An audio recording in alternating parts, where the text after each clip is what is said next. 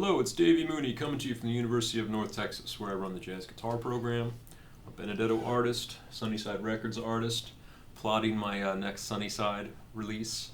It'll be recorded this summer, and before that, my new Mel Bay book will be coming out. This is my previous book, Personalizing Jazz Vocabulary, Jazz Improv, with a focus on guitar, but for all instruments. The new one's going to be much more guitar specific and having to do with shapes and things like that.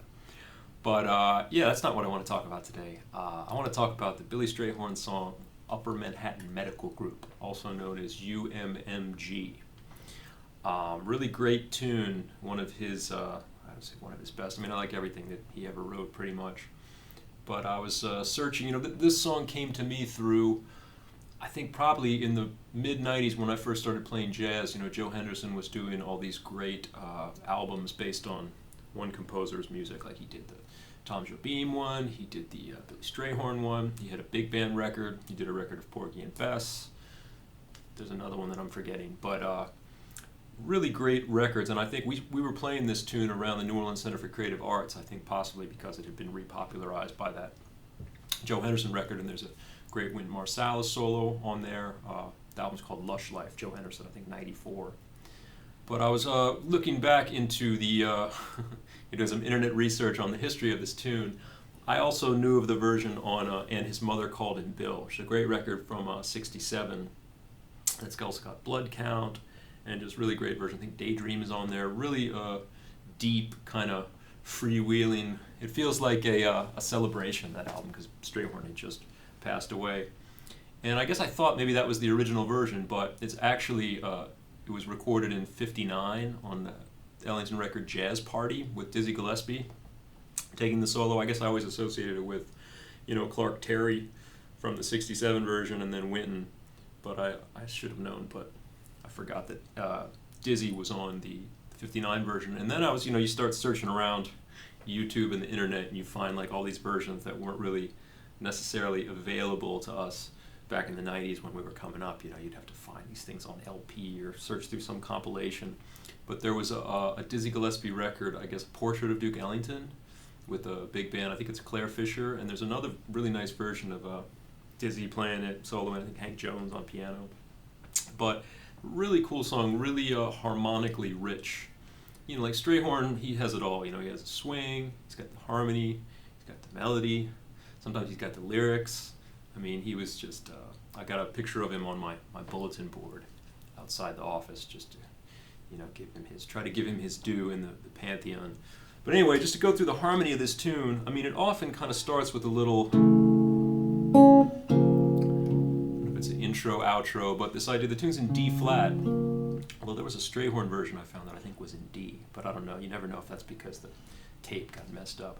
And Strayhorn, we know, loved D flat. So this interesting kind of one diminished to one sound, which I'm going to talk a little bit about later because I don't want to I can talk about that harmony for days. But so that kind of starts it off. The proper tune is like this, like F minor 7 flat 5 to B flat 7 altered, B flat 7 altered, B flat 7 flat 9, B flat 7, E flat minor 7, A flat 13, and then again that sort of one diminished one, D flat diminished, D flat,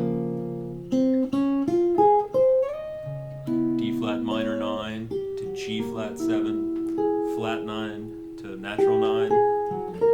So it's kind of that almost that tritone sub 2/5, where rather than having C7, I mean, he's come from D flat, so by making the D flat minor back to G flat 7, you get that, instead of going G minor C7 to F minor 7 flat 5, D flat tritone sub of that whole 2/5.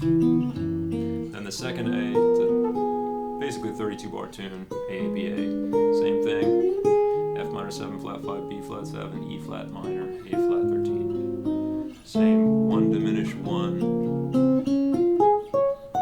Then A flat minor 7 to D flat, and then the bridge starts on G minor 7 flat 5. So that time you almost have like a chromatic 2/5, or I don't know, it kind of makes you think it's going to go to the 4 chord for the bridge, right? Setting it up to go to G flat, but instead you have G minor 7 flat 5, C7, F major. right? So very rich harmony. I mean, I don't know any other way to really put it, but that idea of like a minor 2/5 going to a major 1 chord, and then you think, okay, well, where's he going to go now? Maybe he'll make that a minor 2/5 and get back to D flat some kind of way. But instead, he goes up a half step. You have A flat minor 7 flat 5, D flat 7, to G flat minor 9, to A flat 13. But I will say, on some of those Dizzy versions, I swear he makes that second in the bridge, that second chord a major chord. I think he makes the G flat major at least a few times. You know, I didn't transcribe every solo, and as much as I would love to nerd out on these tunes to that extent, you know, there's just not enough hours in the day. But I swear a few times he was playing major there. But then Strayhorn was playing minor, and most people play minor. A flat 13, last A.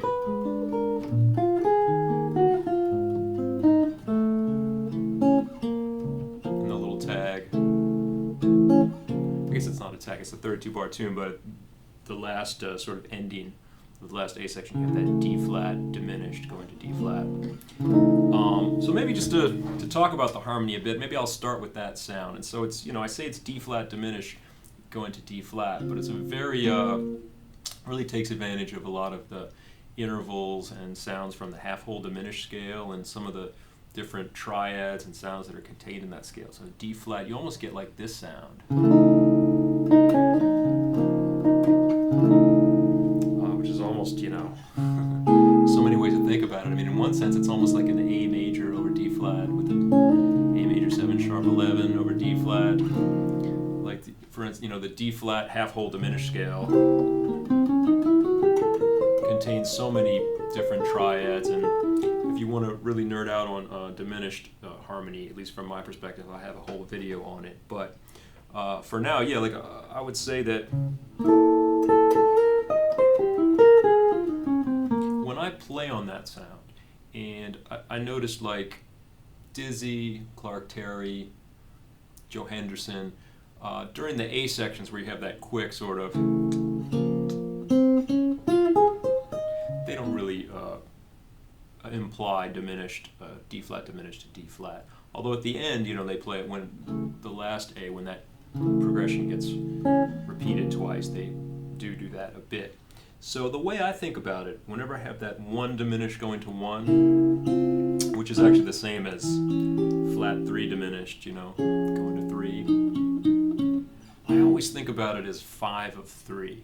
And because the 1 chord and the 3 chord are so similar in function, the same basically. So in the key of D flat, you know, D flat major and F minor are basically identical. They're like inversions of each other. So when I have this chord, I kind of think about it as like a C7 flat 9 going to F minor in terms of how I play on it.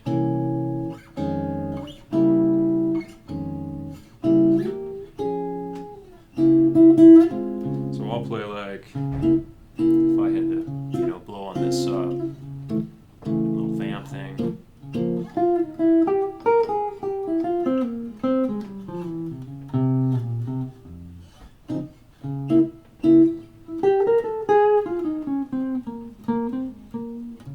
That would be my first, you know, my sort of go-to.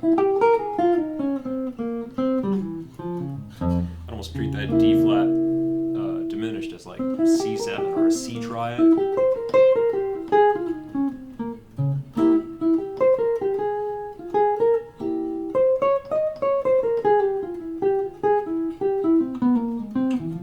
Might even play a little F harmonic minor in there.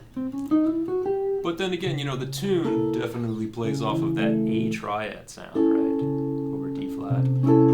So, you know, at some point I might, like I said, if I had to play over it for an extended period of time, I might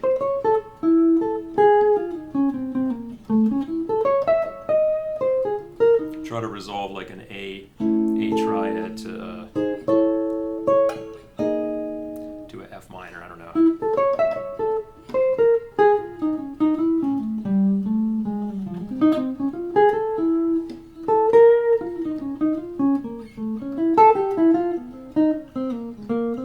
But like I said, my go-to with the 1 diminished to 1 or flat 3 diminished, going to 3 or wherever it goes, is really to think of it as the functionality of it as 5 of 3. And because the 3 and the 1 have such a similar function, tonic function, in a major key, it works for me. And you get that in a lot of tunes. Strayhorn puts a little extra hair on it, a little funk on it, but you get that progression all the time. Like I tell my students, let's get lost. If you say B flat, it's like B flat major 7 to B flat diminished, or I remember you. It comes up again and again. 1 diminished, back to 1, and I always think of it as 5 of 3. So, and the rest of the tune, the A section.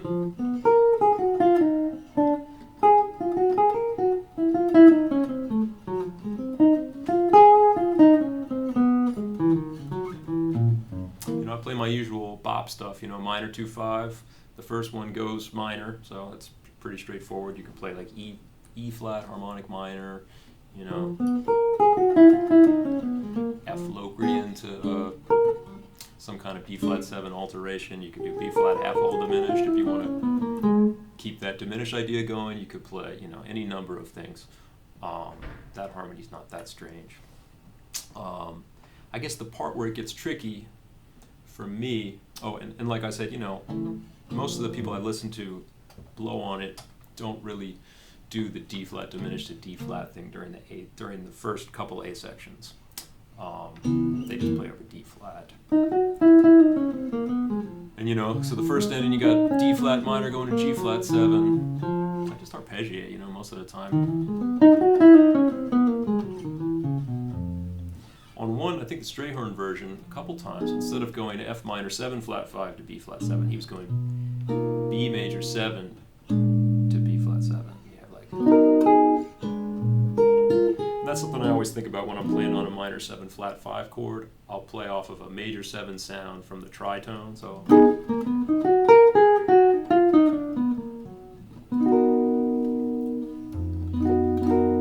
because the upper structure of from the 5th F minor 7 flat 5 is B major 7, sharp 11.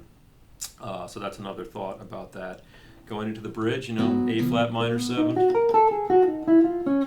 D flat 7. It's going to go down a half step. If you've played a lot of bop tunes, that harmony's not that strange up until the bridge. And then you get that minor 2/5 going major. It's like, okay. Just a little bit of an unexpected resolution. You could treat the G minor 7 flat 5 to C7 same way you would if it was going to F minor, F harmonic minor scale, play off like I was just saying, play off a D flat major 7 going to a C7 and resolve it to F major. So what's weird, the weirdest thing to me about this tune is getting an F major 7 to go to A flat minor 7 flat 5, D flat 7, G flat. That is a very oblique, strange, maybe it's not the right word, but unexpected and tricky harmonic progression to make work. So what I do, this is where I go to my trusty common tones idea, aka negative guide tones. And in that case, from an F major 7 to get to an A minor 7 flat 5, I find that the note D really helps me. So the 6 of the F major 7 to kind of help me smooth out the the waters, the rough waters between F major 7, F6 to A flat minor 7 flat 5. So if I'm playing the bridge, I'm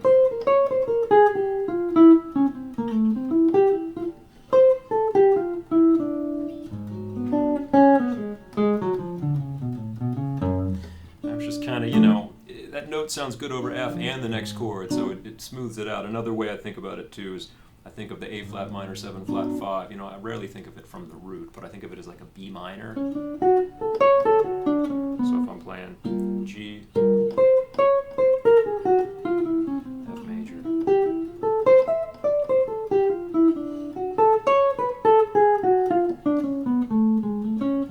so I use that D to get me from F6, and then I was thinking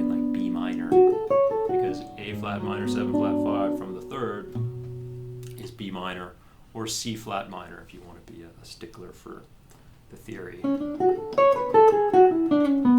one more time. So F, there's the bridge.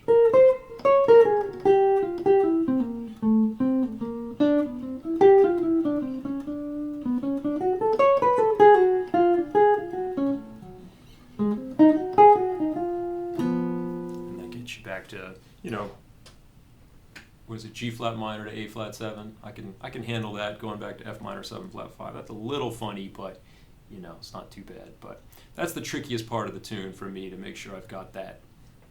I smooth out that transition and that harmony with some common tones.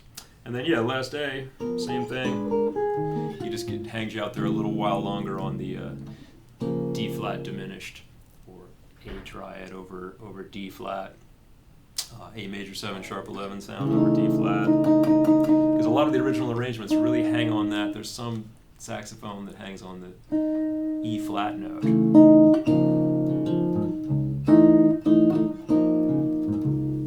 But yeah, it's a beautiful tune. Really, as I've said a few times, really rich harmony.